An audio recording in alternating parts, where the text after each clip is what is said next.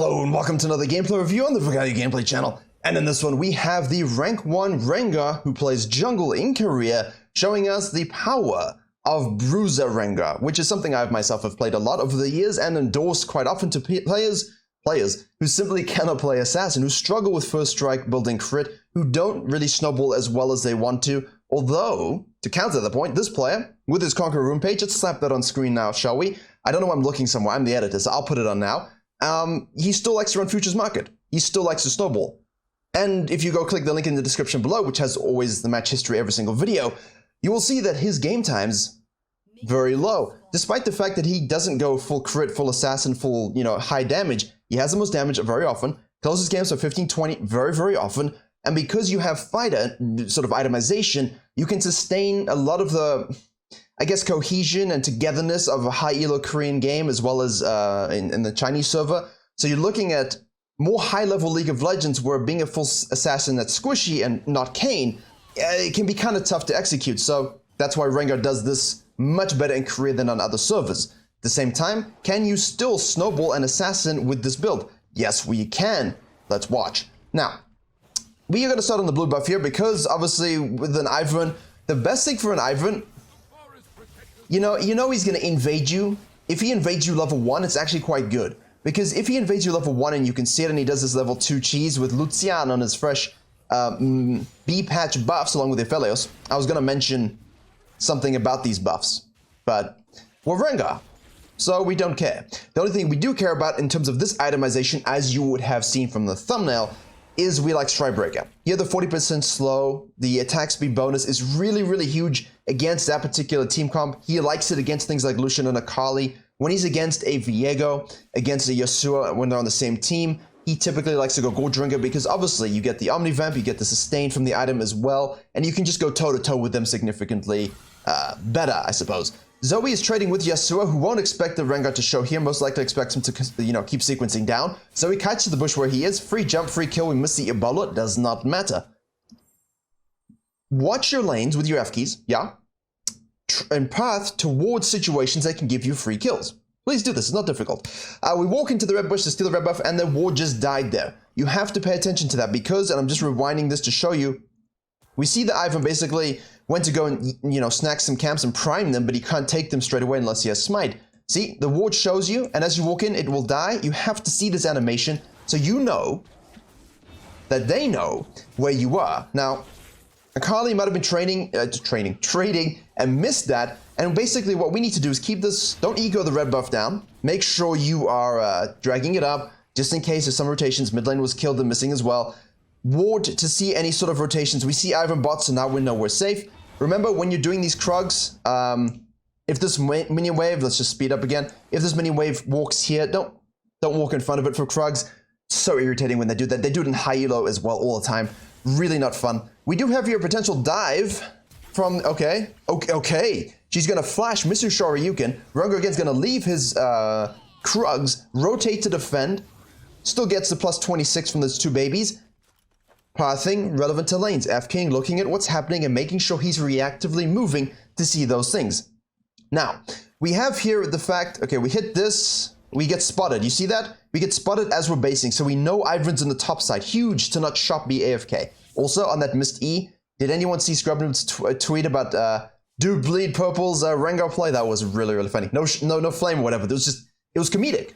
I mean, that's a pure TikTok. I mean, headphone warning, but really was funny. So because we know Ivern is on the top side here, because of the plant hit, we know that he's got nothing else on the top side other than to gank mid lane. So RENGAR again leaps with passive to the Raptors to make sure we get 3 stacks. We can flash into the bush here. Fourth Ferocity stack will come through right away. You can Q to give yourself some movement speed so you can enhance that jump range. And then, of course, knife down on the Yasubi, but everybody moved away because they knew what was happening. Excellent tracking, excellent awareness, and excellent understanding.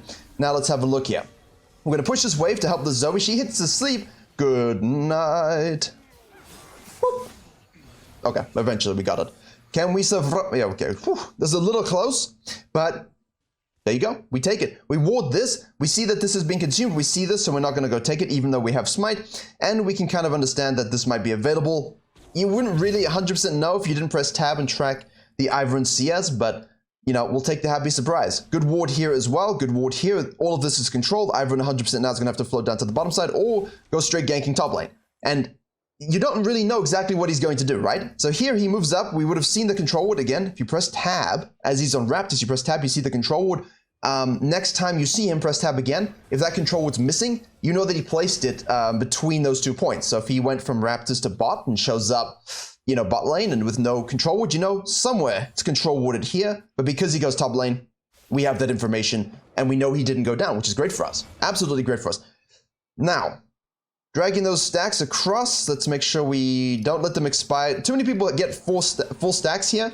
And even if they don't kite the camps up properly to maintain it to the Raptor camp, they let it die. You can always activate your Q, get the MS, and then get to the camp in time to use it as well. Yasuo pushes, and now we can anticipate maybe something on the bottom side.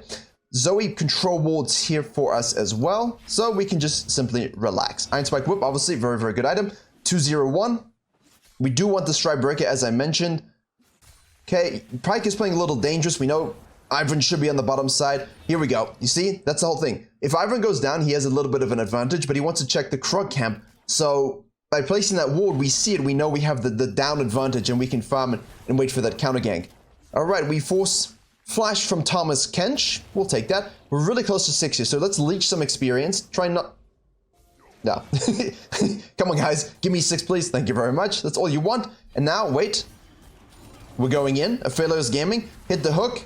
Oh, very well played, and good night. And now, try not to tank too much. It happens. Happens. Warwick missing ult, Rengar's dying, ulting a tower. Happens. Remember, you're Rengar. So if you get a kill or 2 and you die in the tower at 6 minutes, that's better for you, especially considering you don't have them on your Bone Tooth yet, so now they're on your Bone Tooth. You're more fed exponentially than they will be from the kill they get back. Although, ideally, don't give shutdowns, right? Don't give shutdowns. There's excellent bush play coming up in this one because we're against the Ivern, so if you were wondering about that, you wondered correctly. Oh man, if only we didn't need our bot lane.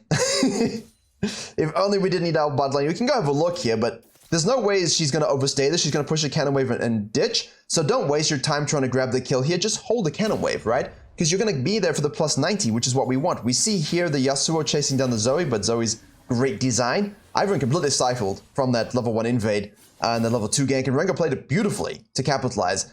We have an RNG crab here. We held this wave nice and neutral. Thank you very much. Good positioning. And now we can go and snack this crab. Pyke's also moving. Yasuo knows one direction, and that is in. Leave the crab. Don't finish the crab. Rotate to the mid lane. Here we go. Let's watch. All right. There we go. Okay, this is it. Bush jump. Bush jump. And now you can play with your food. Play with your food. Play with your food. Play with your food. Yes. It's fun to do. There's no purpose to it, but it's fun. And, by the way, because Akali rotates, you know, we'll get this as well. That's also fun, because now she can't escape. You can hit this as well. There you go. That was good. I enjoyed myself. I don't know about you guys. Please tell me. I enjoyed myself. I love seeing that. And, by the by, the best Rengar, in my opinion, one of the best in the actual world, is Kane. K-A-N-E. He's a Korean top laner. His bush mechanics, I could watch him all day. I don't need to understand what he's saying in Korean. And his YouTube is, if you just search Kane Kane Rengar main, you'll find his YouTube channel. If you really want to understand bush jump mechanics from a top lane perspective and how to play tank, semi-tank, that's a nice little trick, by the way, that people don't do with Rift Herald. Fighter Rengar, just go watch that, because minus the jungling aspect, you know, it's about the mechanics of how you play fights. You're significantly more front-loaded in terms of how you go into fights and sustain and use your bush mechanics to bait out spells, to absorb spells, use your W probably, your empowered abilities, so not just, you know, use Q to kill stuff. And obviously here we're going Q max, you always go Q max, but we're not going W second. He always goes E second, and that's because with Conqueror, with your Stride Breaker, with your Death's Dance, you have a lot of AD too, right? It's not like you're a low damage player. What's going on here?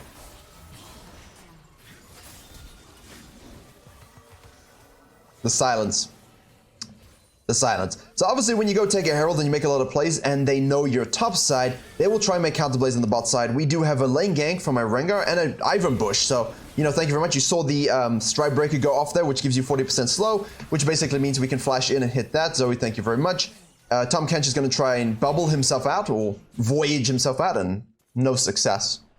Activate that because now Phil is by himself because 3 are dead and Ivan can do nothing. We'll be able to snack some plates. That's a big thing. I'm going to make a video about that. I'm going to make a video about this. I'm not going to say what this is if you don't know what I mean, but I'm going to talk about it on the main channel. Keep your eyes peeled for that. As well as another video tomorrow.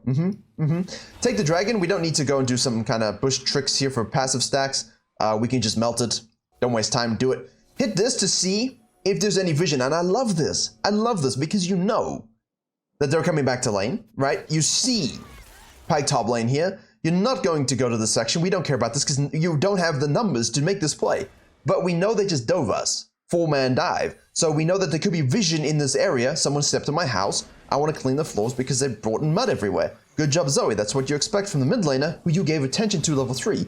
You helped win level 3 mid lane. You helped top lane not int as much as he could have, even though that Akali flash E was was comedic. Just keep up the control now, and that's how he snowballs so well. I mean, we're level 9 to level 7, and again, we wait for the Aphelios to reset to base, get some plates, get back to the lane. We do have ult available right now. We saw the Tahm Kench go to ward. They're going to overcommit knowing Pyke was top lane, which means now we can just go in. We hit the slow there, and the slow is perfect. You see that? You see the slow? Hit the Ebola. Boof. And that's why Strybreak against something like a Lucian, so strong. You hit that slow. It allows you to very easily hit an empowered Ebola. That's it. I had to pause for a second. My mind was just short-circuiting a little bit. So yeah, that's why he likes to Strybreak in those situations, and hopefully you can see the plus side, because there's still enough damage. And with the Coalfield's Warhammer into Death's Dance, you're going to have a lot of healing, resistances, HP. You become something that still one-shots everything with the Conqueror, but you also become something that can survive the vicissitudes of the game. You know what I mean? The random things that can happen. So, back to base, all things taken. Aphelios takes tower, nice kills bot lane, 716. We need to now snowball this and win as soon as possible, which is obviously what you want to do. And now you see the tree top lane almost down 3 levels. Well, not quite, because Rengar's only halfway to 10, I believe. We have the Hex, Drinker, Morph, Mortis, Shadow Proc, whatever Shadow Proc means. Don't ask me, I just say things sometimes. And he dies. So 3 assists for Ivan. Here we go, we snack the blue. We stack him up. Zoe's now rotating. Pyke is now rotating thanks to the attention. Be careful attention that we give to the bot lane. Try not to die. I'm seeing things here. We don't want to die for no particular reason. We do have a 500 gold shutdown. We want to close the game. I'll permit you 1 death of fun, but not more than that. Here we're taking the tower a little bit. Now we get knocked up by Daisy. We smite it because we can. We get the slow. There we go. We go back in. We get the... Okay, we take it. Very, very strong, but it has a key. Has the key to our soul and actually tries to kill us, but then gets eaten by Tahm Kench, which is kind of kinky, and then Ivan flashes away and we... Okay, so... I stuttered my way through that because so many fun things happened, but nice use of the W, good healing, make sure we kill the Akali, very, very good. Good use of the smite on Daisy, and, you know, I tunnel visioned on this. Just, you know, try not to, and once you've got good plays, pull the plug, yeah? Okay, Nara is now fighting Luciano in the bot lane, he dies. So despite the level 2 gank, completely lost all lead. Despite the fact there were 4 people bottom lane, because we made those plays, and as a snowballing assassin jungler, especially a Rengar, it's important that you make these plays. You want that bone tooth stack so you can do what you want on the map. Actually, while I was speaking, I'm about to say Rengar's gonna get a 2nd point in E from that Raptor camp. Sorry, 3rd point in E. Aphelios was over pushing once his support went back to base, not tracking death timers, and now it's closer than one might expect, but then again, 200 years of design. Either way, still over pushes, still dies, I don't know. Right, Rengar, we're gonna get level 10 here, let's go. We have Pyke with us, we can push with that. We have ult activation, we have triple Q procs ready to go. Akali is top lane, we have to pay attention to that. We go in here, we should be able to just absolutely rinse this guy, there you go. Beautifully, free death, full stack on the Conqueror. Akali actually dies, so we don't need to worry about that. We do have Luciano rotating, and now we're fighting Daisy in a basketball and a tree, and Tahm Kench, so we're gonna die. This death, you know, I don't know if it's possible to run away. So you just kind of keep trying to sustain and heal and use your Conquer healing and your Death's Dance if you have it at that point in the game. But yeah, ideally we don't die. I do like the idea of picking someone off, you know, forcing a full rotation because it's not actually that bad. Nog gets to fully push this one, and Zoe obviously has this lane under control for a certain degree, so you get one back, you die. It's not ideal, but you know. Let's have fun sometimes. Okay, Aphelios, there you go. So he finally went back to base against his will, got his items, and was able to use that lead. We were gonna go top lane, but then Rengar realized... Dragon. Ping pong are the objectives. Dragon Herald, Dragon Elder, and you should win. Although that is not the meta. And that is something, again, I want to talk about. Right.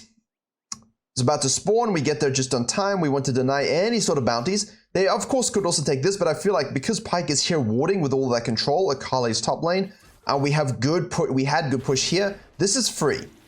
So we can easily take that dragon, and now we can see they're all up here, and you don't need to worry about them taking a herald. There's no ways they go to the herald, take it, get the bounty, and get out. I mean, if they do, then you made a mistake. Okay, he's very low, so Rengar can go. That is a huge shield, and it doesn't really matter because we dive in, spam buttons, and get the kill. And now we use our CC and stuns as necessary. We do have empowered E ready to go, but again, shields. Man, a Serpent's Fang would feel pretty good about now, but we're not going that build. Tahm Kench yeets in with the Abyssal Voyage, and Akali goes crazy. Pyke is able to get the shutdown. We're just absorbing damage from the front line here. We do have a W available as well. We can use that whenever we want. Get full stacks, use it again if we wish, or use Q, or use E. Powered abilities are really up to you. And because of the sustain here, look at this. We are more healthy. One more. There we go with the Q. We are more healthy than we were at the beginning of that fight. Which is why Stridebreaker Death's Dance or Gore Drinker Death's Dance with a Rengar is just so damn fun. Absolutely so damn fun. This change is, I mean, let's call it how it is. It's strong. It's not okay in some senses, but it's also okay in some senses because I think the squishier fighters, right, the ones that like to build this kind of stuff, yeah, they can heal, but that effective loss of HP is definitely noticeable. So I kind of like where that changes landed a lot of fighters. Obviously on the main channel tomorrow Saturday, so for most of you it will be up by the time you watch this. We talked about a few hidden junglers and they benefited from that fighter itemization for the same reasons, even if they're not fighters. One of them is. Technically all three could be, but I'm not going to say more than that. Either way, Rengar can be a fighter if you want him to be so. Deny this after the excellent fight in the mid lane using our Ws, and we can go take Rump into blue. We do have split push pressure from the Yasuo bot lane, 2 up here. Fast-paced game, fast-paced queuing game, and I like these games because the decision, as I'm saying things, you know, this is information you're processing, and the decisions need to be up. Okay, Akali, you're out of position, sweetheart. You are going to die. And we, of course, have Stridebreaker, which means I know you're in your shroud, but you're slowed. So,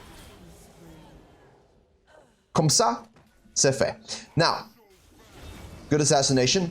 You know, that doesn't really change, does it? Like, that doesn't change for you. The change that's going to be exciting if they do bring it is the Q being activated on turrets again, which I remember from Season 4. A lot of backdooring that season because you just, you know, Q a tower and it just dies in like one hit, so it feels like.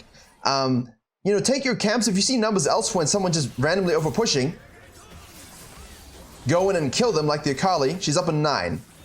Good job now. Do we want to take an inhib here? Because we're a scaling team comp that's very, very far ahead at this point, yes, we want to take it. They do not have the ability to wave clear nearly as well as a lot of other teams. So he stays here to try and kill the Akali. Obviously, he will most likely die to that, but we'll get the inhib. So basically, this will give him and his team a lot of pressure to push up this, and to really use their gold lead to close. If you're an early game team, this can be giga dangerous. Giga dangerous, especially in the way that there is no way in hell in Silver you are closing the game if you take an 18-minute inhib. Don't do it. I'm telling you right now, you're not closing the game. If you are, it's weird, okay? Because your team are not going to group up. They're going to go back to farming and let them farm the supers. You're not going to keep that pressure up. Challenger player, Challenger Rengar, all these pro players and Grandmaster Challenger Korean players, they understand straight up how exactly to close the game out in these scenarios. That you don't know those things when you're learning the game, and that's not an insult. It's what it is. You know what I mean? So don't take that if you're an early game team comp that's getting outscaled, even if you have a huge lead. Just play it a little bit safe because honestly, everyone's gonna be running around like a headless chicken anyway. Just kill a few more people, get soul, push the towers nicely. You can do all the work you want. Okay, so the Zoe forces him back into the Rengar, but we do have the empowered Ebola again. Both. I mean, that's more my style. You know, a lot of Rengar first strike crit builders are definitely the assassin 1v9ers with 25 kill bombs, but you can do the same kind of thing with a fighter build. It's just a little bit different. I just like using my W and my E a bit more than necessarily my Q, if that makes sense. again, rooted, you know? This was how it was played in Season 4 particularly. We'd go Feral, Flare, Rengar, maybe Blade, and full tank, or just Feral, Flare, and then tank. You did damage, DPS. You got attack speed, obviously, so that while they're rooted, you can do more things. You know, and you were just a bit more of an enabler, and I think that's absolutely fine. But as a Rengar player, please understand that where you might not do this, I mean, obviously you always do this, right? Like that move you always do, but in a 5v5 death ball, imagine there's a 5v5 death ball, we're talking outside of the game at this point, you might not want to just dive into them when you're a full assassin, you definitely don't. But when you're playing Bruiser and semi-tank and someone like Kayn will, he'll just do that. He'll just absolutely do that and use his W second max, or just use the W's very, very well, and use the bushes very, very well to navigate those. So look up Kayn, look up No Longer Love if you prefer a less focused assassin style of Rengar. It still works, he still did the most damage this game, he still closes games up at 20 minutes.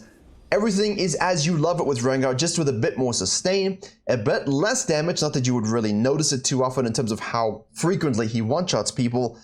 But the Stride Breaker is very, very interesting. The Black Cleaver too, we didn't really talk about it, but the Serrated Dirk could very much easily go into Serpent's Fang. In fact, it should in this particular comp. But Black Cleaver with the stickiness as well as the Armor Shred, if you have a lot of AD champions on your team, really, really huge, along with the haste.